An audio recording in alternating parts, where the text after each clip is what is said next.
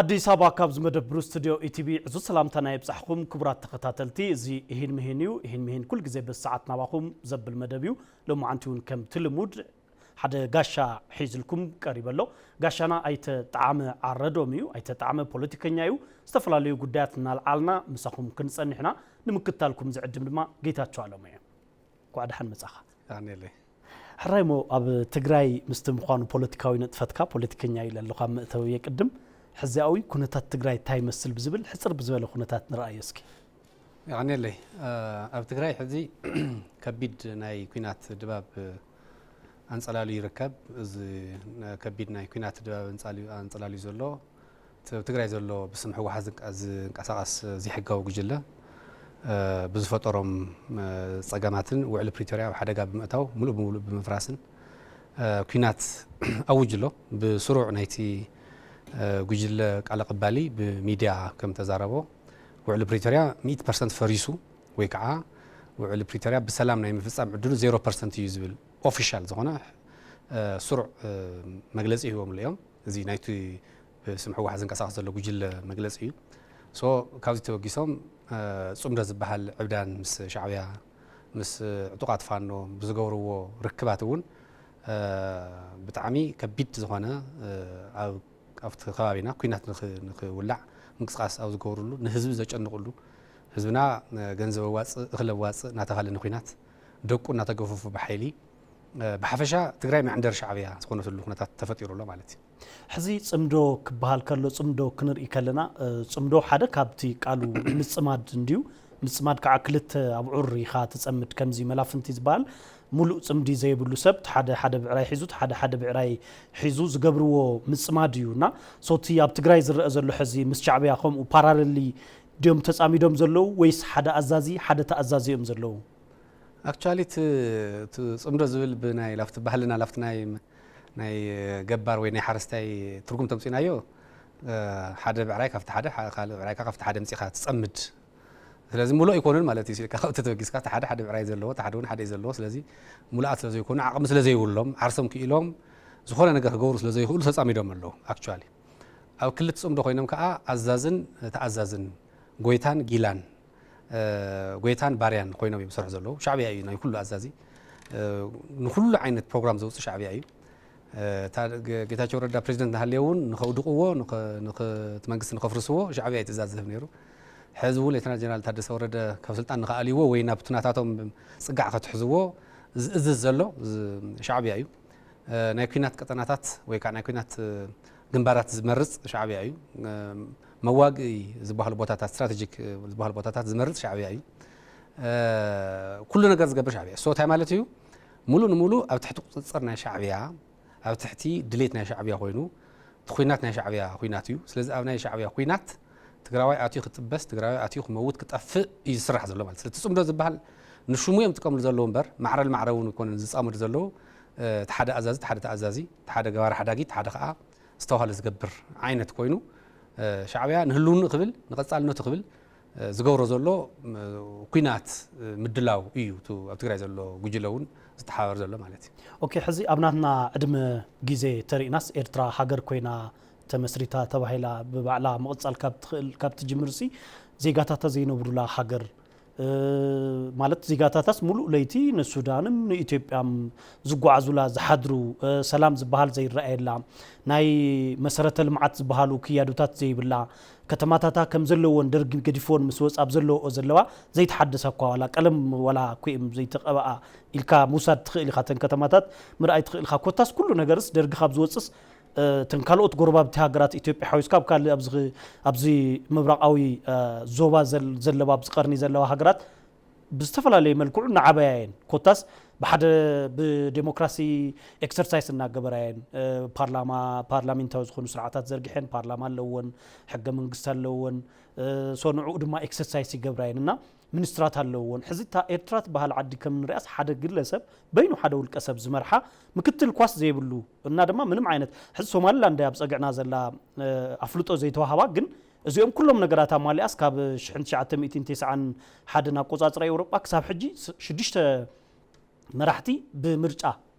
ተሰጋጊሮም ላለውና ኤክሰርሳይዝ ትገብራላ ዲሞክራሲ ዝገርም ብስሩ ክባል ካሊ ስለዚህ ካብታ ሕዚ ንሕና ንሪኣ ኤርትራ ግን ኦልሞስት ካብ ጸልማት ዝብል ቃልስ ክገልጻ ዝኽእል ዜጋታት ባዕሎምስ ዘይነብሩ ላይ ዝብል ዘለኹ ኮልዱ ክምርዓው ክዘምዱ እኳ ዝመጹስ ወይ አዲስ አበባ ወይ ካምፓላ ወይ ኣብ ካልኦት ጎረባብቲ ሃገራት እዮም ናብታ ዓዲሳ ኸይዶም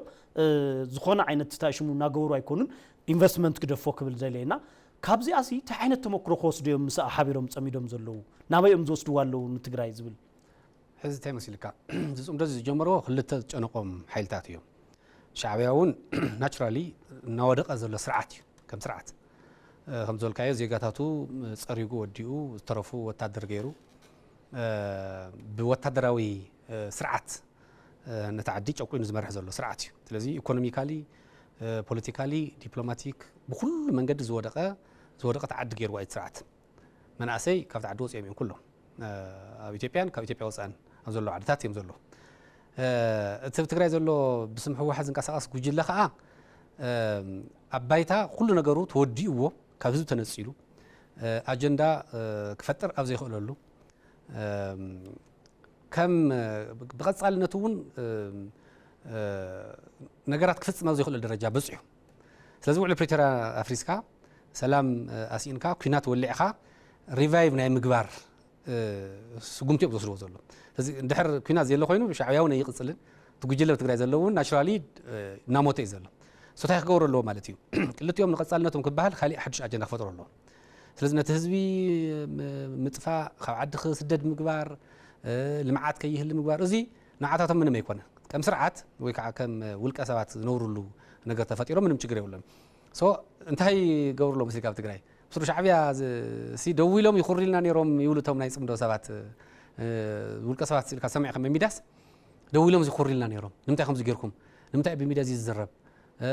ስድነት በዚሑ ብናይ ኤርትራውያን ዙም ሚቲንግ ዝተለቀቀ ኣሎ እንታይ ዝብል በቃ ሕጾ ክግበር ኣለዎ ይብሉ እንታይ ማለት ሕጾ ክግበር ኣለዎ ኣብ ትግራይ ሕጾ ክግበር ኣለዎ ማለት እቲ ኣብ ኤርትራ ዝግበር ክትናገር ዘይፍቀድ ሓውን ሓውን ክልቲኡ ተሓደ ነተሓደ ዝስልሎ ሰብኣይ ሰበይትን እውን ተሓደ ነተሓደ ዝስልሎ ጎረባብቲ ከምኡ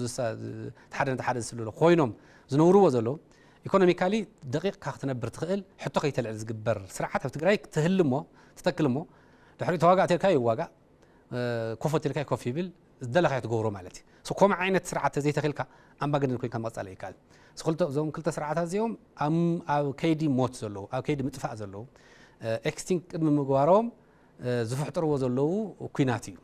እዚ በቃ ካሊእ ማለት ይትኽእልን ሻዕብያ እውን ወዲኡ እዩ ምክንያቱ ናይ ሻዕብያ መናእሰይ ዳርጋ መብዛሕትኦም ሪኢኻ ተኾንካ ኣንጻር ናይቲ ስርዓት ተበጊሶም እዮም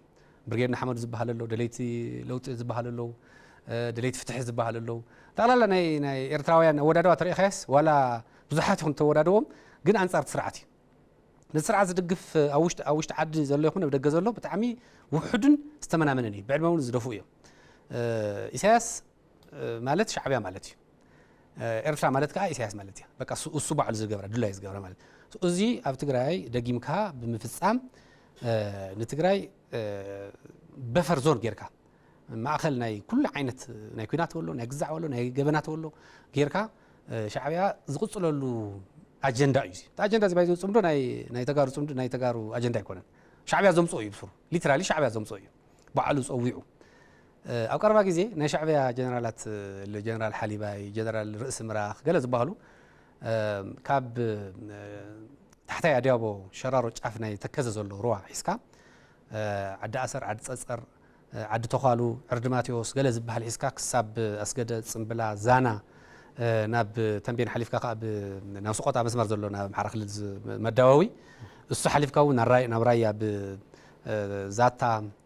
ጨርጨር ጥሙጋ ዋጃ ክሳብ ቆቦ መዋስንቲ ዘሎ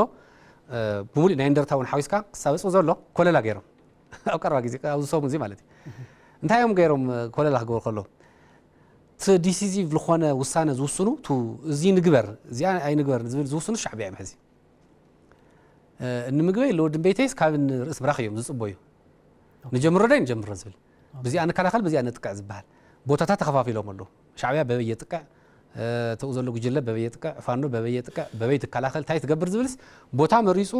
መጥቅዕን መከላኸልን ሪዘርቭን ሙሉእ ዝበሃል ኮለላ ገይሩ ተመሊሶም ኣለዉ ዝኽልተ መዓልቲ እንታይ ማለት እዚ ትግራይስ ሙሉእ ናይ ኩናት ማእኸል ገይሮም ኣሎ ማለት እዩ ስለዚ ሻዕብያ ስታይ ይገብረሎ ትግራይ ሙሉእ እንድሕር ኩናት ተገይሩስ ናተደፍእ ኸይዱስ ኣብ መወዳእታ ሻዕብያ ኣብ ቦርደር ናይ ኤርትራ ኮይኑ ክከላኸል ማለት እዩ እዚ ዝግበር ዘሎ ማለት እዩ ሕዚ እዚ ኣብ ከሰላ ኣብ ዝነበረ ኣብ ቀረባ ግዜ ኣወል ስዒድ እንታይ ይብል ነይሩስ ቅልፅም ካብ ትግራይ ይብል ነይሩና ቅልፅም ማለት ናይ መናእሰይ ሓይሊ ጉልበት ማለት እዩ ከም ዝበልከስ ትግራይ ዓውዲ ኩናት ምግባር መናእሰይ ተጋሩ ከዓ ነቲ ኩናት ኣንጻር تخالي نسوم زبلوا خوينو قلنا عقم دمار دقاف زب نمقبار يونا حمسان كلتن طابياتاتو ناب إيدوم ينزلوا سلازي إذا كله تن حمسان كلتن طابياتاتو ناب عدن كملسا تي خبابي نسو وحسن مقبار خابزوم شفاتوا وتخاص نسعى خبابي غيركا بسلاموت إذا أتولو هزبو زل معلو لمعات زل معلو كوتاس كابنا بنقول عزوتات كله سلامه وخوينوس هزب تقراي زقصنلو نمقبارسي تاي عينت مفتحي أنفت كقمات خيلسكي هو حجي تاي مسلكا شعبيا تقراي كم إيرترا نقلا كمسمرة ناي مقبار بروجكت يصارح زلو نزي مسارح خوينو زتقم زلو تناي جوجل دحرتنو لو بجمع واحد انقصاص جوجل ايو مسؤقات ولعلكور تواهيل صواع بن ودن بيتي نود برهان نود مدين زبحال نمجو يزحزوه كنفخان يعني سرايت ناي وتدراو كنفي زيوم كوينهم جيلا ناي شعبيا كوينهم تقراي ما أخل كوينات كيركا نشعبيا ناي مدحان بروجكت يصرح زلو منسي أي قادل انتيلو أي قادل نزول زول الحزب يزوي أي قادل نيلو منسي كاف تقراي وصيو نابدي سابا ناكالت كللات ناكالت عدي خدلو عدوش تخوينون خقفوه خنقاس خلو كساب جيتشي بس على كساب مبعث مالتي بحيلون مكفافلو نقد كان غواخا زي املا تقرا حزي نتي نبار تقلاي نر في 2019 تقادله نوعو ناي موساد بروجرام سلازلوم كساب 25 يزازب توهايلي زي دي دي ار زوص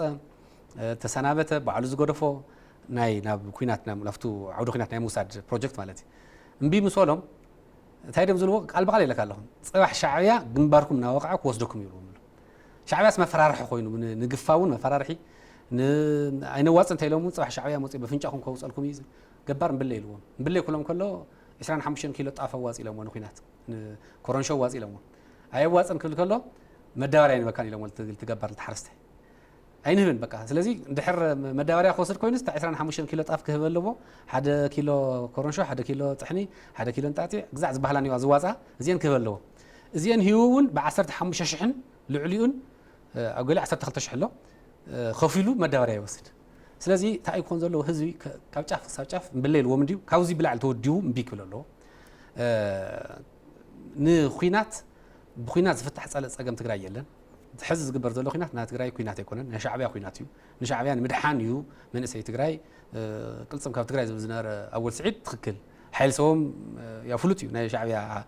خونتات نفولتينا بعد ما مزدفو يوم ببزحون بتعم وحدات يوم استرف قديفون كيديو توتادر بعلتنا شعبيا وتادر بايزوي نا تግራይ مسوتو حزب زقربا غزي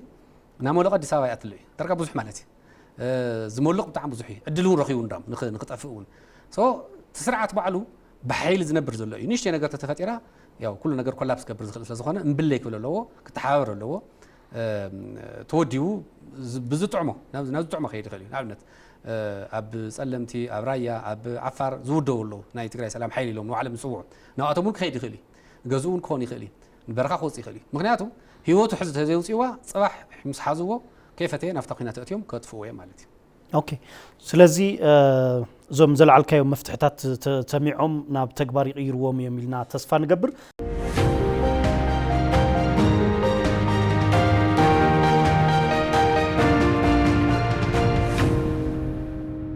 نابتي كالاي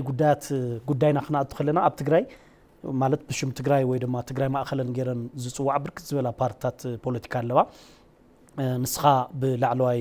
መራርሓነት ትርከበሉ ስምረት ፓርቲውን ሓደ ኣካል ትግራይ ማእኸሉ ገይሩ ዝንቀሳቀስ ፓርቲ እዩ ኮታስ ናብ 20 ዝጽጋዓ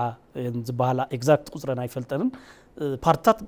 ብርክት ዝበላ ኣለዋና እዚአንሲ በረከት ደን ወይስ መርገመን ኢልና መውሳድ ንኽእል ብሓደ ጎኑ እቲ ምብዝሕንስ ሓይለን ክንእስ ንክመናመን ኣይገብር እንዶ ዝብላሎ በተሓደ ጎኑ ከዓ ፓርቲታት በዚሕን ማለት ኩሉን ንኸባቢኡ ክቃለስ ንኸባቢኻ ተቃሊስካ እናጽረኻ ናብ ሓደ ንምምጻእውን ሓደ ዓብይ አስተዋጽኦ ኣለውን ተባሂሉን ይሕሰብ ይና ከመይ ኻን ንስኻ ትግምግመን አክቹዋሊ ኣብ ዝኾነ ዓለም ኣብ ዓድና ኢትዮጵያውን ብሕገ መንግስቲ መሰረት ማልቲ ፓርቲ ሲስተም ኢና ንኽተል ስለዚ ፓርቲ ምብዛሕ መርገም ክኾን ይኽእል አክቹዋሊ ስለዚህ ዝኾኑ ተመሳሳላይ ላይክ ማይንድስ ዝኾኑ ሰባት ዝሓሰው ፖለቲካል አይዲዮሎጂ ሒዞም በቲ ሕጊ ዝተቐመጠ ብናይ ብሔራዊ መረፃ ቦርድ ኢትዮጵያ ዝተቐመጠ ኣዋጅን ደንብታትን መሰረት ተወዲቦም ክንቀሳቀሱ መሰሎም እዩ ክልላዊ ፓርቲ ክኾኑ ይኽእሉ እዮም ሃገራዊ ፓርቲ ክኾኑ ይኽእሉ እዮም እቲ ክራይቴርያ እቲ ሚኒማም معكن زبهال تزناس معكن زبهال لأن كللاوي بارت تكون تقنقص 4000 سب أولاد كلها مقبار هاجر أو تقولينك ساعة 10 زبل إذا تمالي خاص بارت مخان يكالي مالتي تحرير ميمبر مزاح تمرات مفتار وهدات مفتار بالتفرع اللي من قدم الحوار يكالي أتقرأي لمن هاي بارت وزي حزول أنا ما بقيت هاي قبل مسيلكا كساخن رزقون كوزحي أي خيلي نيرو حدن حنتن راح بارتي كتلي تجارو له جزء نيرو كباب 5 عامات واحد راح كواحد وصاسي كله طفاتي كلن قويتين كلن دحراتين كلن ناي مسارحي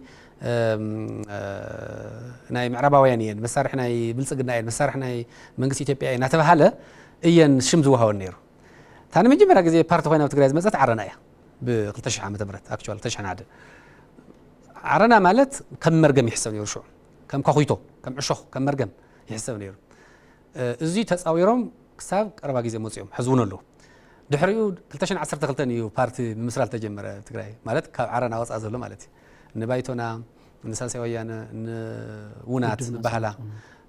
ድሕሪኡ ካልአተን እውን መፅየን ለምዘበን እውን ስምረት ሓዊስካ ልዕሊ 5-6 ዝኾና ፓርቲታት እውን ተመስሪተን ኣለዋ ተደሚረን 17 20 ባህላ ዋት ኤቨር ትቁፅሪ ክንድላ ይኹን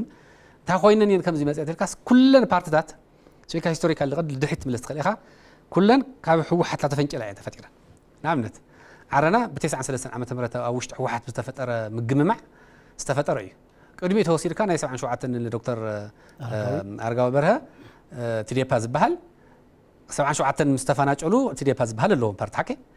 ቀፂላ ዘላ ናይ ዓረና እያ ትመፅእ 93 ምስተፈንጨለ ዓረና ፈጢሮም ድሕሪኡ ዓረና ዝወፁ ኣለዉ ባይቶና እቶም ባይቶና መስረት ተሪኻ ኣብ ዓረና ዝነበሩ እዮም እቶም ዓረና ዝነበሩ ሕወሓት ዝነበሩ እዮም ግን ኩሎም ኣይኮኑን ኣክቹዋሊ ፓርቲ ዘይነበሮም ሕወሓት ዘይነበሩን ኣለዉ እዮም ግን ቱ ግዙዕ ተመጻጽኡ ቱ ሂስትሪ ተሪኻስ ካብኡ ዝመጽእ ኩለን ዘይተነኻኸ የለን ዋላ ለምዘበን ዝተጣየሻ ፓርቲታት ዋላ ስምረት ተወሲድካ ትዝዓበየ ኣብ ሕወሓት ውሽጢ ዝተፈጠረ ናይ ምግምማዕ ታሪክ ናይ 2016 እዩ مبلع 14 زبلوه زصوعوه نساتهم ناي عندرا قواعي زبلوه السو يجبر حدنت نفتر سلام نفتر بريتورا نخبر بزبل تفتر نصره نجمجم عقبتات نفتر استوهاللو تفتر فلالاي لعل فرقي ماخلاي كوميتي لعل فرقي كادره لعل فرق وراراتات زواتات كلن فحفحيلو تفتري دحريو خفتا خبزيات تبقيسهم بارز مسرو تاريخاس مرتن ولدونيهم حكي زيهم كلتهم كاب حوحد نيرو زفتري صوت هيك ولا كدليه أوشتي حوحد تأجيل زنارة صار ديمقراطي ناوشتي ديمقراطي صقم عفنان زي أساتا فاينتن زي جلسنتن زفترهم بارتات يولد له السطرح زي كونس أو تجري ديمقراطي خان عم ببينا ديمقراطي خنا مسينا إكسرسايز خن جبرينا يلوم تبقي صوم بارتز مسرطون له actually سوزي تأخذ وزره 5 جات وزره ولا كاب فلا لا يبقس ولا خاب كانوا علم ريزن يبقسوا بارت مسرطهم له نروح تجري أو وش تبي خوينا نقليشنا زول له هاي تجري حجر نجبرينا زول زوج على زول له بوليتيكا بارت خوينا حاجة خوينا كوينا توزعي سوزي كم حدث أجات وزدمه تحريجن بارتات وهدت كمسرتها تمرت كمسرتها جنبار كمسرتها مجبر جني كاليو كراجي زلوا على سويانن وناتن جنبار فتيرهم له سو خالته ونكم ما توا هذا خير خلاين فاينالي وحد زبلات انكر زبلا ربح هز ما أخر جيرن زكاسة قاسة بعل خلب على 5 سلام أو كلا زي كونس ربحة هزب زمس كم تزغل حد نتعدى 5 تزغل سلام كم تزغل سرحتات سرح تزغلها كم زجاجنا نوصل للدخل مالتي حزي بمرحنا تايت جيتاتشو ردا زي مرح سمرت نسخون حد عمرار حنايت بارتي إخا انتايو علامو حزي اوردي خمس بالكايو بحساب مستي بنوع الحوحات اللي تسوي اكل بحساب تفلاليو بارتي مسريتو منقسقاس يركبنا حزا اب تግራይ بتخكل زنقسقاس عدل زلو يمثلن مستحز زلو خنتات مرصاون اب تግራይ مست زي يلو مست مخانو نسخاتكم اي تغبرون زلخم سو انتايكم تسرحو زلخم حزي بارتي كم بارتي خن حزب تግራይ انتاي تا عينت ነገር ሒዙሉ ይመጻሉ ዝብል ነገራት ስኪን ራዮም هو تقاندو تاع مسلكا ታሪክ ትግራይ ካብ ኩናትን ወረኺናትን ካብ ብቕልጽምናን ሓይልናን ወፈር ተበገስ ወፂና ሰላም ልምዓትን ዘምጽ ምንቅስቃስ ንግበር ትግራዋይ ሰላም የድልዮ እዩ ልምዓት ይድልዮ እዩ ተረጋጊዑ ክነብር ኣለዎ ዘለዓለም ኩናት ኣየድልየና ፍላይ ኣብ ትግራይ ዘሎ ሓይሊ በብእዋኑ ዝጅምሮም ኩናታት ኣለዎ ካብ ናይ ደርጊ ጀሚርካ ቱ ሕወሓት ዝበሃል ናይ ጥፋት ጉጅለሲ ካብ ደርጊ ጀሚርካስ ክንደይ ሰበጥፊኡ ድሓር እቲ ተቃሊስናሉ ዝብልዎ እቲ መስዋዕት ከፊልናሉ ዝብልዎ እቲ ህዝቢ ዝደመየሉ ናይ 17 ዓመት ቃልሲ ብዜሮ ዘይኮነስ ትሕቲ ዜሮ ገይሮምዎ ልዕሊኡ ካሊእ ጥፋኣቶም ፅዮምሉ 9 ዓመተ ምህረት ምሻዕብያ ዋጊኦምና ባዕሎም ዝፈጠርዎ ሳቦታጅ ምሻዕብያ ዝነበሮም ዘይመትከላው ርክብ ማለት እዩ ድሕሪ 2013 እዩ ባዕሎም ዝጀመሩ ኩናት እዩ ባዕሎም ዝጀመሩ ኩናት ባዕሎም ዝፍፅሓተርዎ ኩናት ህዝቢ ትግራይ ዋጋ ከፊሉ ሕዝቡን ካሊእ ኩናት ይመጽእ ኣሎ ብሪቶሪያ ተፈሪሙ ተባሂሉ ሰላም ተረኺቡ ተባሂሉ ኣፍታ ተነጻጻሪ ሰላም ተረኸበት ላፍታ ተነጻጻሪ ዝኾነ ልምዓትን ምንቅስቃስን ተገበረት ለኻ ኩናት ክጅምሩ ጽምዶ ኢሎም ጀሚሮም ኣሎ ሰትጉዕዞ ናይ ትግራይ ሲልካ ኩናት ኮይኑ ስለዚ ሓደ ሰላም ትግራይ ሰላም እዩ ዘድልዩ ካልኣይ ህዝቢ ትግራይ ኣብ ምስረታ ሃገር ኢትዮጵያ ኣብ ምስረታ ሕገ መንግስቲ እውን ንክህሊ ሰላም ንክህሊ ልምዓት ንክህሊ ዓብዪ ዝተዋፅኦ ዝገበረ ህዝቢ ሕዝቡን ብኢትዮጵያዊነቱ ዘይሓፍር በኢትዮጵያዊነቱ ዝኮርዕ ክነብር ዝደሊ ህዝቢ ተነጻላይ ክኸውን ናይ ተነጽሎ ስምዒት ክህልዎ ኩሉ ግዜ ናብ ኩናት ናኣተው ነገራት ናተኻረሩ ንዋዕሉ እውን ብኻሊእ አንግል ክርኢ ንዋዕሉ ብኻሊእ ኣካል እውን ብሕማቅ ክርአ ዝገብርዎ ዘለዉ እዚኦም ገዲፍና ነቲ ህዝቢ ነፃ ኮይኑ ባዕሉ ዱላዩ ክመርጽ ሰላም ሕሪኡ ክገብር ልምዓት ሕሪኡ ክገብር ኣብ ውሽጢ ኢትዮጵያ ዘሎ ኢኮኖሚ ውሽጢ ኢትዮጵያ ዘሎ ረብሓ ውሽጢ ኢትዮጵያ ዘሎ ዕብየት ተጠቃሚ ክኸውን ኣብ ውሽጢ ኢትዮጵያ ምስ ኩሎም ህዝብታት ኢትዮጵያ ብሰላም ክነብር ምስ ጎረባብቲ ይኹን ምስ ኣብ ውሽጢ ኢትዮጵያ ዘሎ ካልኦት ክልላት ኣብ ዝኾነ ዓዲ ኸይዱ ትግራዋይ ብሰላም ክነብር ክለምዕ ከልምዕ ክነግድ ክረባሕ ዝግበረሉ ምንቅስቃስ ክህልይና ንሰርሕ ሓደ እዚ ካሊእ ዙ ተነጻላይነት ተገንጻላይነት ኸይዲ ኣይጠቅምን ንትግራዋይ ክረብሐና ኣይኽእልን ረብሓና ዝረጋገፀ ውሽጢ ኢትዮጵያ እዩ ኣብዙ ናይ ውሽጢ ኢትዮጵያ ዘሎ ፌደሬሽን ስርዓት ናይ ትግራዋይ ውክልና ናይ ትግራዋይ ድምፂ ናይ ትግራዋይ ረብሓ ከመይ ይረጋገጽ ከመይ ይለምዕ በቲ ክሳብ ሕዚ ብብዙሕ ኩናታት ዝዓነዎ ብብዙሕ ኩናታት ዝጠፍአ ጥፋት ከመይ ንምልሶ ከመይ ዳግም ንሕውዮ ከመይ ዳግም ንሃንጾ ኣብዚ ትኩረት ጌርና ተሓጋጊዝና ተደጋጊፍና ክንለምዕ ክንዓቢ ንኽእል ኢና ስለዚ ኣብዚ ክስራሕ ኣለዎ ማለት ህዝቢ ነፃ ኮይኑ ክመርጽ ኣለዎ ፓርቲ ይኹን ዓርሰ ውሳኔ ይኹን ክመርጽ ከሎሲ ነፃ ኮይኑ ላጨፍለቕካ ላፈራርሕካ ብምሕዳራውን ብፖለቲካውን ጽዑንቶን ወፅዓን እናፈጸምካ ዘይኮነስ ህዝቢ ነፃ ኮይኑ ድላዩ ክመርጽ ድላዩ ክገብር ናይ ምግባር ስራሕ ክንሰርሕ ኢና ነፃነት ክህሊ ናይ ሚድያ ነፃነት ዝተፈላለዩ ኤክሰርሳይዝ ክገብር ናይ ህዝቢ ውሳነታት ናይ ቤት ምኽሪ ናይ ኣብያተ ፍርዲ ናይ ትምህርቲ ናይ ጥዕና ናይ ምርካብ ዕድሉ ሰፊሕ ክኸውን ስለዚ እንድሕር እዚ ጌርና ኮይና ኣብ ውሽጢ ኢትዮጵያ ክነብር ከሎስ ከም ማንም ኢትዮጵያዊ ከም ኢትዮጵያዊ እውን ግዴቱ ክዋፃእ ኣብ ውሽጢ ኢትዮጵያ ዘሎ ረብሓ ከዓ ከም መሰሉ ክረክብ ክንሰርሕ ኢና ሰላም ተዘይመፅኡ ምርጫ ክግበር ኣይኽእልን መረፃ ከመይ ጌርካ ትገብር ስለዚ መረፃ ንኸይግበር ኮ እዮም ሕዚ ናብ ጽምዶን ናብ ኩናትን ዝጓየዩ ዘለዉ መረፃ ተተገይሩ ከም ዘይምረፁ ይፈልጡ እዮም ህዝቢ ንመን ከም ዝመርፅ ይፈልጡ እዮም ድዱላይ ይምረፅ ተደልዩ ስምረት ይምረፅ ተደልዩ ወለዶ ይምረፅ ተደልዩ ሳልሳይ ወያነ ተደልዩ ብልጽግና ይምረፅ ድዱላይ ናይ ምምራፅ መሰሉ ሕልው እዩ ህዝቢ ትግራይ ስለዚ መሪፁ ብዝመረፆ ኣካል ጥራሕ ይመሓደር እዚኣ ክግበር ተኮይና ትጉጅለ ከም ዝዋረድ ይፈልጥ እዩ ላ መረፃ ክቐርብ ይኽእል ሓደ ሕጋዊ ይኮነን ካብ ሕጊ ወፃእ ብምንቅስቃሱ ተሰሪዩ ዘሎ ካልኣይ ድማ ዋላት ሕጋዊ እንተዝኸውን ተዝህልው እውን ድምፂ ረኺቡ ከም መሓደር ዝኽእለሉ ዕድል የብሉን ሰውታይ ክገበር ዘሎ ኩናት ይክውልዕ ዘሎ ስለዚ ነታ ኩናት ንኽትውላዕ ዝንቀሳቐስ ዘሎ ጽምዶ ኢሉ ምስ ሻዕብያ ኮይኑ መረፃ ከይህሉ ስለዚ ሰላምን ምርጋዕን ዘየለሉ መረፃ ክግበር ኣይከኣልን ስለዚ ንሕና እንታይ ኢና ንገብር ሰላምን ምርጋዕን ክህሊ ህዝቢ ክረጋጋዕ መጀመርያ ናብ ኑር ናብ ሩእ ክመለስ ድሕሪኡ መረፃ መሪፁ ብዝመረፆ ክመሓደር ክንቃለስ ኢና ማለት እዩ ሕዚ ብፍላይ ምስቲ ከም ትብሎ ኣለኻ ኩናት ንምውላዕ ይሸባሸብ ምስቲ ምህላው እቲ ናይ ዝሓለፉ እቶም ኩናታቶም ናይ ርሑቕ መግደፎም እቲ 2013 ዝተወልዐ ኩናት ኣብ ልዕሊ እቲ ህዝቢ ዘብፅሖ ናይ ሰብ ዕንወት ናይ ሰብ ህይወት ምጥፋእ ብርክት ዝበለ ቁፅሪ ዘለዎ ህይወት ሰብ ምጥፋእ ብርክት ዝበለ ንብረት ምዕናው ናይ መሰረተ ልምዓታት ምቁራፅን ከምኡውን ካብ ናብን ጉዕዞታት ጀሚሩ ኮታስ ማሕበራዊ ምብጣስ ባዕሉ ምስቶም ካልኦት ኢትዮጵያውያን ኣዝዩ ሰፊሕ እዩ ነይሩና እዚ ኩሉ ሓሊፉ እንደገና ተመሊሶም ናብ ከምኡ ክምልሱና እንድሕር ዝሓስቡ ኮይኖም ሕዚ ምሁራን ተጋሩ ኣብ ውሽጢ ዓዲ ይሃሉ ኣብ ደገ ብዘይገድስ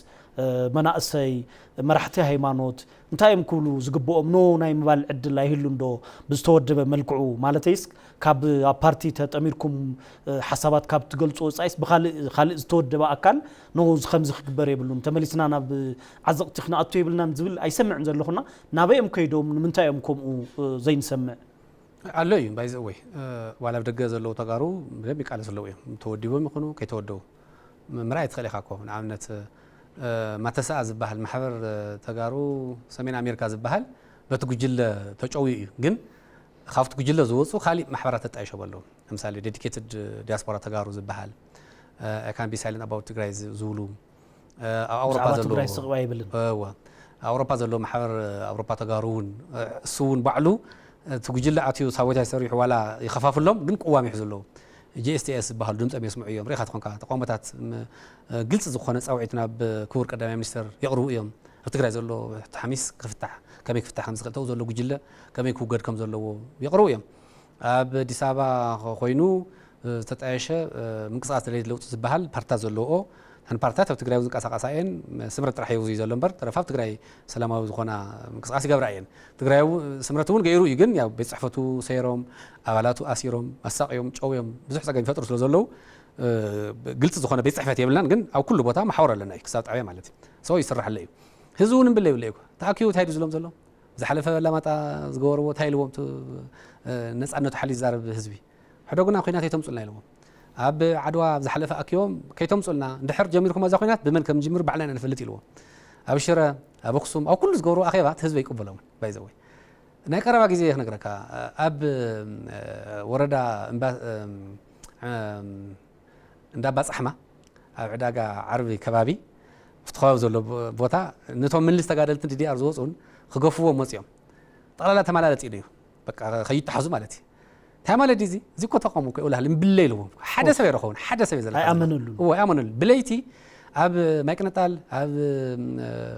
زانا أب سجد أب سمبلا بليتي قفيفهم لافت مسألة أنا ما أخل مسوسرون كافت مسألة أنا ما أخل طفيهم إذا يكون بيم مالك كوي هذا يكون بالليل هو سنة 25 كيلو على زوم زلوا مداوري أخركب حدا طقمات مخركب مريت كركب إلي يزهو زلوا سو بتفعل لي من قد هذا تقرأي بالليل هو أدي سواي هاللي أو دقي هاللي أو تقرأي هاللي بالليل هو سو نوعهم زود قفوا على بارتات خوينهم لا أمنت كمل بشم تايل بعل عسين باز بحال خطري سلسة زلوا حدا بارت له مستوجي له خويني عند له بايتنا حقاو بايتنا له نن كورم زبيب زمرحوه جن زي حقاوي زتاي شو بالعلو كور تدقفو خان كيدان عمن زبحالو زعندرو غجللو سون حقاو فلطه زي يقول كاب مرصابور مسوم كوني فكر له دورين كيدانن بينهم مالك علي دار بقى خومي وحده سبات خاو بسرو حقاوي مسرحون كيتخطلوا اكسماينو على زبحالو ولا حدا خمزي زولون بولقن زعندرو مسوم مستقجل زباچي وي زقلد زعندر سبله وي كع تكاللو زي كم زلو خوينو تزبزح حزبي دارجا كله حزبي تولد خليها موزحتي أنت كالات سيفيلاوي مال سيفيك محبرات يكونا بوليتيكوم بارتات والكسبات أو تقرأ خويني مقاوم له كوي إصرار خويني رمل شويت وداسي تاريم إصرار زلوا أو خويني مسوز قاوم زلوا كويم وجا يد لينا كينات يد لينا سلام يد لينا أبوليتيكا قوام دللا يوم يحلوه هجرت تقرأ كمسرتي زبلس يكون أو شيء تبي خن بري زبلس يكون بوليتيكاوي سلام أو قالس تقبر تجريلي هزو سلازوسن تجريول ندحر هزو تقرأ تايدلي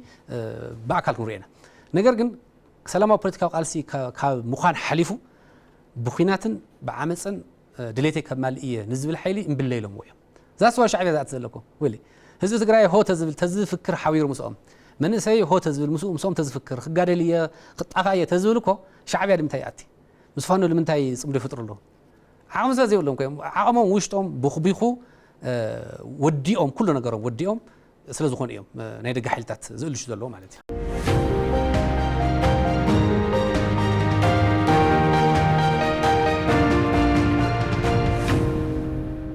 كوميشن هاجراوي زتا ببايت وكلت حزبي بأواج تتعيشو نعمتات أملا إثيوبيا أجنداتات عند أكب صنيحيو سفلا ليو أجنداتات كاب كلهم إثيوبيان أكيبو إثيوبيان غصالي تايك تخون لنا تدلي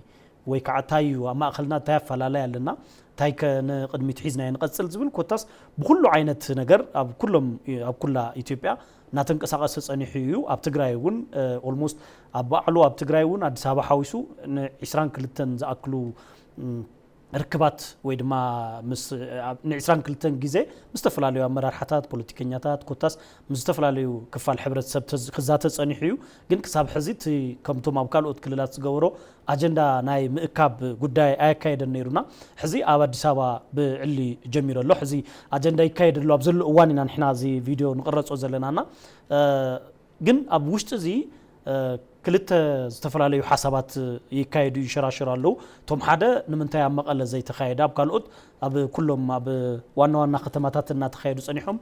ንምንታይ ኣብ ትግራይ እንትኸውን ኣዲስ ኣበባ ኮይኑ ዝብሉ ኣለዉ ሶ ኣብ ኣዲስ ኣበባ ምዃኑስ ትኽክል ኣይኮነን ወይ ድማ ንሕና ቅቡላይ ንገብሮን ዝብሉ ኣለዉ ቶም ካልኦት ከዓ ብዓንፃሩ ትግራይ ሰላም ስለ ዘይኮነት ምቹ ኩነታት ምቹ ባይታ ፍጠሩልና ኢሎም ደጋጊሞም ሓቲቶምዎም ዳርጋ ንዝሓለፉ ዓመታትስ ንትግራይ ይፅበዩ ነይሮም ዳርጋ ምባል ትኽእል ኢኻ ኣብ ካልኦት ዝቀልጢፎም እዮም ኣዲስ ኣበባና ድሬዳዋ ሓዊሱ ኩለን ክልላት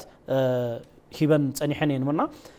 ምስቲ ተኣሳሲሩ ሰላም ባይታ ስለ ዘይፈጠሩሉ እዩ ስለዚ ትኽክል እዩ ተጋሩ እዮም ቶም ዝሳተፉ ዘሎ ኣዲስ ኣበባ እዩ ዝካየድ ዘሎ ኣብ ስካይላይት ሆቴል ይግበር ኣሎና ሶ ንስኻ ከመይ ኢኻ ተዓዚብካዮ ነዚ ብሓፈሻ እንታይ ይመስል እቲ ኣጀንዳ ምእካቡኸ ናበይ ሒዝና ክኸይድ ዝኽእል ነገር ኣለዎ ምክክር ከም ዓዲ ብጣዕሚ ዝረብሐና መንገዲ እዩ ምክንያቱ ናይ ኢትዮጵያ ታሪክ ተወሲድካስ ካብ ዝናይ ሕዚ ናይ ቀረባ ዝነበረ ናይ 2013 ኩናት ጀሚርካ ብድሕሪት ናብ ዘመነ መሳፍንታት ተመፂኻ ዋላ ቅድሚኡ ዝነበሩ ምስ ናይ ደጋ ሓይልታት ምስ ጣልያን ምስ ቱርኪ ምስ ግብፂ ምስ ካልኦት ወረርቲ ሓይልታት ንገብሮ ዝነበሩና ኩናታት ከም ዓዲ ምስ ካልኦት ሃገራት ንገብሮ ናይ ምክልኻል ሉዓላዊነት ናይ ምኽባር ክብርና ናይ ምሕላው ጉዳይ ተውሽጥና ንገብሮም ዝነበርና ኩናታት ግን ናይ ሕድሕዳዊ ኩናታት እዮም ኩሎም ካብ ደርግ ጀሚርካ ክሳብ ሕዚ ዝገበርናዮ ስለዚ ብረት ኣልዒልካ ተዓጢቕካ ቀቲልካ ሞይትካ ተምፅኦ ረብሓ ውፅኢቱ ትርጉም ዘይብሉ ቪሽየስ ሰርክል እዩ ተመሊስካ ናብ ኢኻ ትምለስ ከማ እንድሕር ብብረት ተዓጢቕካ ፀላእ ስዒርካ ሰላም ክትነብር ትኽእል ተነርካ እማ ደርጊ ምስ ተሰዓረ ሕዚ ሰላም ማሃለና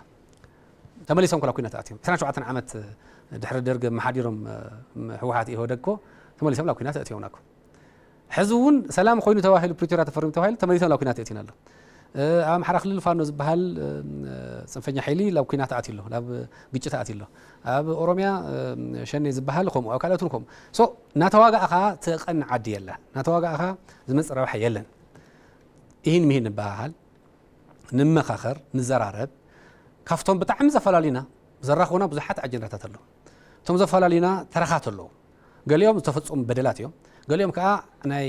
ጉጉያት ተረኻት እዮም ተደጋጊሞም ዝዝረቡ በቲ ሓደ ገጽ ካሊእ በቲ ካሊእ ገጽ ካሊእ ዝዝረቡ እዮም ከም ዓዲ ክንቅፅል ተኮይና ከም ዓዲ ሉዓላውነትና ሓሊና ክብርና ሓሊና ሓድነትና ሓሊና ክንቅፅል ተኮይና ክንመኻኸር ክንዘራረብ ኣለና ሶ እቲ ብሄራዊ ምክክር ኮሚሽን ዝሰርሖ ዘሎ ስራሕ ንዓይ ብጣዕሚ ዓብዪ ስራሕ እዩ ክሳብ ሕዚ ብከምኡ ገምጋም እየ ዝግምግሞ ኣብ ትግራይ ብተደጋጋሚ ምክክር ክግበር ተባሂሉ ቆፀሮታት ተገይሮም ፃውዒታት ተገይሮም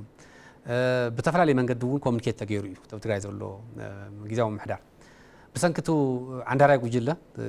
ኣብኡ ዘሎ ንኩናት ዝዳለ ዘሎ ጉጅለ ግን ሰላም ዝበሃል ኣጀንዳ ኣብ ትግራይ ኣብ መቐለ ክለዓለ ይድለ ንምንታይ ሓደ ህዝቢ ሰላም ስለዝደሊ ክዓስል እዩ ስለዚ ባክፋየር ክገብሮም እዩ ትሳቶም ዘላዕልዎ ዘሎ ንኩናት ተዳለ መክት ገና መኸት የተዛዘመን ዝብልዎ ዘለዉ ኣይ ሰላም ኢና እንደሊ ዝብል ኣጀንዳ ብዛዕባ ኢትዮጵያውነት ብዛዕባ ኣብ ኢትዮጵያ ዘሎ ረብሓ ብዛዕባ ኢትዮጵያ ዘሎ ሰላምን ምርግዓን ዕብየትን ተተላዒሉ ንዓታቶም ኣጀንዳ ክቕየሮም እዩ ማለት እዩ ስለዚ ኢትዮጵያ ዝበሃል ከም ገሃነም ከም ሓጢያት ዝቆፅሩ ዘለዉ ጉጅለ እዮም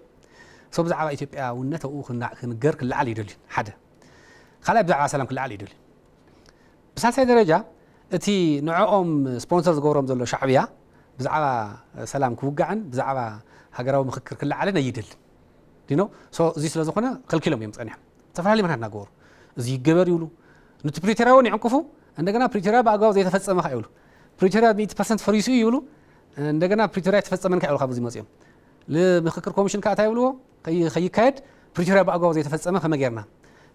እዚ ተመዛበልቲ ዘይተመለሱ ግዛኣታዊ ሓድነት ዘይተመለሰ ገለ ይብሉ እዚ ኩሉ ከይግበር ዝገብሩ ግን ሳተብ እዮም ኩሉ የዘለካ ዘለኹ በቃ አው ኸይናስ አካና ሽሪው ኩለን ኸይግበራ ተመዛበልት ኸይምለሱ ሰላም ከይሰፍን ዝገብሩ ዘሎ ንሳተም እዚ እንድሕር ተገይሩ ሰላም ክመጽዩ ትግራዋይ ክትንፍስዩ ዱላይ ክዛረብዩ አው ኢትዮጵያውነቱ ከዓ ብግልጽነት ክዛረብ ምስኦም ኮይኑ ከዓ ይዛረቡ ማለት እዩ احنا ኢትዮጵያውያን ኤርትራውያን ይኮናን ምሻዕብያ አየድልናን እንታይ ክንርባሕ ከምታ አንቶ ዝብልካዮ ሓደ ተዛራብ ላወልስ አስመራሲ መንከላለው አድጎ ኾይና መንገርገር አድጎ ኾይና ኢሎም ተዛረብሉ ታማለ ዲዚ አስፋልት ናይ ሻዕብያ ናብና ኤርትራ ካብ ዛላምበሳ ናብ ኤርትራ ገዘሎሲ ሰዓሮ ዘውቀለ እዩ ሎ ነይሩ ካሳሐየሎም ዝሓለፈ ኢንተርቪው ላገር ታማለ ዲ ካብ ኤርትራ ብፍላይ ካብቲ ስርዓት ሻዕብያስ ንመሃሮ ነገር የለን እሱ ታይ ዝገብር ዘሎ ኣብ ትግራይ ሰላም ከይህሊ ምርግጋዕ ከይህሊ ዝርርብ ከይህሊ ከልኪልዎም እዩ ብስሩ ከልኪልዎም ሪጀክት ገበርዎ ኢልዎም እዩ እንድሕርኩም ኮይኑ ብዛዕባ ትግራይ ኣብ መቐለ ምግባር ተዘይተኻኢሉ ብዳይሬክት ኣካላት ካብ ትግራይ እውን ዝመፁ ኣለዉ ካብ አዲስ አበባ ዝመፁ ኣለዉ ካብ ካልኦት ክልላት እውን ዝመፁ ኣለዉ ተጋሩ ኮይኖም ማለት ብዛዕባ ትግራይ ክነጋገርና ዝብሉ ዝምልከቶም ናይ ፌደራል ኣካላት ፖለቲካዊ ፓርቲታት ኣብ ትግራይ ዝንቀሳቀሱ ፖለቲካዊ ፓርቲታት ብዙሓት ርኢ ኣለኹ ናይ ብልጽግና ርኢ ኣለኹ ናይ ባይቶና ናይ ስምረት ብዙሓት ሰብዓ እንደርታ ተንቤን ሹም ተንቤን ብዙሓት ርኢ ባይቶና ሶ እንታይ ማለት እዚ ንትግራይ ይሓስብ እየ ይሓሊ እየ ንትግራይ ቃለስ ዝብል ዝኾነ ይኹን ኣካል ተወደበ ይኹን ዘይተወደበ ብውልቀ ይኹን ብውዳበ ይምከር አጀንዳ የልዕል እንታይ እዩ ናይ ትግራይ ሕቶ ዘይፍለጥ ሕቶ ኢለ ናይ ትግራይ ፍሉጣት እየን ድሕርታ ኮይና ዝመጻ ዝሕተት ሕቶታት ኣሎ ናይ ተበዛበልት ምምላስ ናይ ኮንስቲቱሽናል ኦርደር ናብ ንቡር ምምላስ ኣብ ትግራይ መረፃ ምግባር ህዝቢ ዝመረፆ ምሕዳር ምትካል ልምዓት ዲሞክራሲ ህንፀት እዩ ሓቀይ በቃ እዚ ይሕተት ካልኦት እውን ተሃልዮም ይለዓሉ ኩሎም ኢትዮጵያውያን ዘልዕልዎም ሕቶታት ተጋሩን ነልዕሎም ከም ሓደ ክልል ነልዕሎም ሕቶታት ተሃልዮም ይለዓሉ ሞ ንነጋገረሉ ኣብ ድሬዳዋ ዝለዓል ሕቶን ኣብ ትግራይ ዝለዓል ሕቶን እንድሕር ዝመሳሰል ኮይኑ ናብ ሓደ ተምፅኦም ዝጋጨ ወይ ከዓ ተጸራርቶ ኮይኑ ከዓ ከመይ ናብ ሓደ ነምፅኦ ኢኻ ትዘራረብኩ በርግፀኝነት ተጸራርቶ ዝኾነ ሓሳባት ክመፁ እዮም ኩሉ ሓሳብ ማዕረፍ መፀ ይኽእል ቶም ተጸራርቶ ዝኾኑ ናብ ኩናት ከየእተውና ናብ ግጭት ከየእተውና ከመይ ንፍታሕ እዮም እንታይ ዓይነት ሕጊ ንትከለሎም እንታይ ዓይነት ኣሰራርሓ ንትከለሎም ኢልካ ይህን ምን ኢልካ ተማኺርካ ምግባር ዓብዪ ዕድል እዩ ተብ ትግራይ ዝተዓፀየ ዕድል ኣብ ኣዲስ ኣበባ እውን ክዕፀ ግን የብሉን ባይዘወይ ስለዚ ትግራይ ክትዛረብ የብላይ ድምፃ ክስማዕ የብሉ ትጉጅለ ዘይሳተፈሉስ ዝኾነ ይኹን ድምፂ ክስማዕ የብሉ ማለት እኮ እዩ ኣብ መቐለ ከይግበር ገይሩስ ኣብ አዲስ ኣበባ ከይግበር ባይዘወይ ኣብ አዲስ ኣበባ ጥራሕ ይመስለካ ኣብ ደገቡ ብዛዕባ ናይ ትግራይ ኣጀንዳ ከይለዓል ኮይኑ እንድሕር ንሱ ዘይመርሖ ኮይኑ እንድሕር ንሱ ዘይዝውሮ ኮይኑ ከመይ ጌርካ ኣብ ኣሜሪካ ናይ ትግራይ ኣጀንዳ ተልዒሉ ለካ ግን ማተሰዓዶ ዛዕዳ ናበለ ናቱ ጉጅለ ተለኣኽቲ ኣብ ኣሜሪካስ ኣብ ኣውሮፓስ ኣጀንዳ ገይሮም ናይ ትግራይ የልዕሉ ኣብ ኢትዮጵያ ኣብ ዓድና ኣብ ናይ ሃገርና ርእሰ ከተማ ኮይንና ናይ ዓድና ጉዳይ ክነልዕል ግድን እዩ ኣብ ክልልና ኣብ በዓል ኣፍታ ርእሰ ከተማ ተትኸውን ደስ ይበለና ኣብ ካልኦት ከተማታት ትግራይ እውን ተዝግበር ኣብ ካልኦት ከተማታት ናይ ካልኦት ክልላት ተዝግበር ደስ ይብለና ግዜ ለይክህሊ ይኽእል እዩ ስለዚ ግዜ ንምቁጣብ ኣብ መቐለ ክግበር ነይርዎ መቐለ ምግባር ተዘይተኻኢሉ ናይ ትግራይ ጉዳያት እንታይ እዮም ግልጽ እዮም ስለዚ ይቐርቡ ተመሃገር ተላዕለ ሕቶታት ናብ ሓደ ይመፁ ሃገራዊ ዝኾነ ዛዕባ ጌርና ኣብ ንስማዕምዐሎም ተስማዕሚዕና ኣብ ንስማዕምዐሎም ከዓ ዋላ ብይሕደር ፅኒሕና ሓድነትና ሰላምና ልምዓትና ክነረጋግፅ ንኽእል ኢና ማለት እዩ ሕዚቶም ናይቲ ዝበልካዮም ጉጅለ መራሕቲ ኣመራርሓ ወታደራዊ ይኹን ፖለቲካዊ ሲ ኣብ ኢትዮጵያ ብርክት ዝበለ ሃፍቲ ከም ዘለዎም ብባዕሎም እውን ንሰምዕ ኣለና ኢና አዲስ ኣበባ ብርክት ዝበሉ ፎቃት ኣለዎም ሃፍቲ ኣለዎም ኣብ መላእ ኢትዮጵያ ኣብ ካልኦት ዝተፈላለያ ከተማታት እውን ይህልዎምና ሶ ሃገርና ኢሎም እዮም ኣይ ቲንክ ክሃንፅዎም እዚ ጉዳያት ክሰርሑ ፀኒሖም ስለዚ ሕዚ እውን ሃፍቶም ኣብ ኢትዮጵያ እዩ ዘሎና ሶ ምቲ ኢትዮጵያ ምስታ ከምቲ ቅድም ክትገልጾ ዝፀናሕካ ድማ ህዝቢ ትግራይ ካብቶም መስረቲ ብዙሕ ዋጋ ዝኸፈሉን ኢትዮጵያ ሓደ ኣካል እዩ ስለዚ እዚ ኣካል እዚ ካብታ ባዕሉ ዝመስረታ ዓዱ ነጢቅካ ንምውሳድ ናብ ፀልማትካ ምውሳድ ሲ ንሶም እውን ሃፍቶም እውን እቲ ህዝቢ እውን ኣብ መላእ ኢትዮጵያ ተበቲኑ እዩ ዝሰርሕ ንምንታይ ድዩ ኣብ ተፈላለያ ከተማታት ወላ ኣብ ዝተፈላለዩ ክልላት ይኹን ክልቴን ዓበይቲ ከተማታት ድሬዳዋን ኣዲስ ኣበባን ሓዊሱ ይነግድ ይሰርሕ ዝነብር ዘሎ ዓደይሉ እዩ ሓቀይ ሚሊየንስ ዝኾነ ህዝቢ እዩ ለዛዎም እዚ ኩሉ ኮይኑ እናሃለወስ ንምንታይ እዮም ሕዚ ንድሕሪት ናብ ፀልማት ምኻድ ኣድልይዎም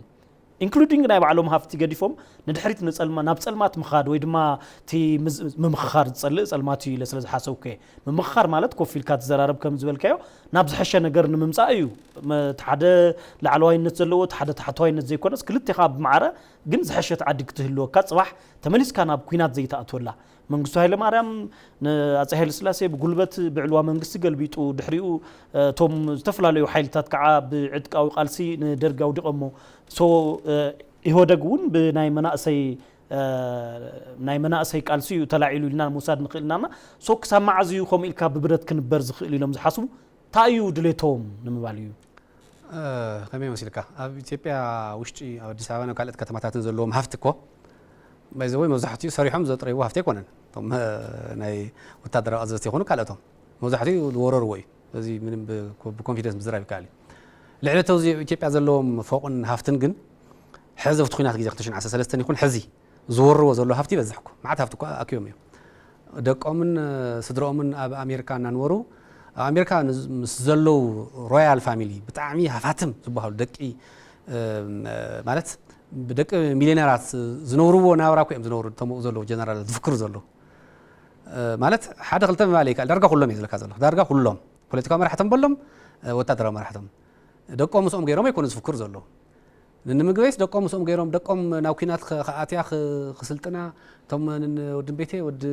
መድህን ዝብልዎም ሲ ደቆም ምስኦም ገይሮም ኣይኮኑ እኮ ዝፍክሩ ዘለዉ ደቂ ድኻ ደቂ ሓረስታይ ደቂ ገባር እናገፈፉ ላብ ዕጥቂ ስልጠና እናኣተው እናዋግኡ እናቕተሉ ኣካሎም እናግደሉ ንሳቶም ይቕፅሉ ኣለዉ ስለዚ ልዕሊ ተውዚ ዘሎ ሃፍቶም ሲ በቲ ኩናት 2013 ምክንያት ዝኣከብዎ ሃፍቲ ይበዝሕ በቃ እዚ ብግልፂ ንምዝራብ ሶ ለሃፍቶም ኢሎም ኣይጭነቑ ተኽኢሎም ለሃፍቶም ክጭነቑ እዮም ካልእ ግን ንህዝቢ ይሓስቡ እዚኦም يغني ኣብ ስቱዲዮ ተረኺብካ ሓሳብካ ስለ ዘካፈልካና ምስ ዘለና ግዜ እዩ ንቐጻሊ ብኻልኦት ዛዕባታት እውን ክንራኸብ ኢና ኣብ ምክታል ይህን ምህን ይኹም ነርኩም ክቡራት ተኸታተልቲ ኣይተ ጣዕመ ዓረዶም ፖለቲከኛ እዩ ኣብዚ ኣብ ስቱዲዮ ጸኒሑ ብዛዕባ ትግራይ ህልው ኩነታትን ንመጻኢ ኸታይ ክግበር ኣለዎ ዝብሉ ዝተፈላለዩ ሓሳባት ኣልዒሉና ካፈልና ጸኒሑን ስለ ምክታልኩም ዘመስግን ኣነ ጌታቸው ኣሎሚን ንቐጻሊ ብኻልኦት መደባት ክሳብ ንራኸብ ሰናይ ግዜን ክኾነልኩም ትምኒትና እዩ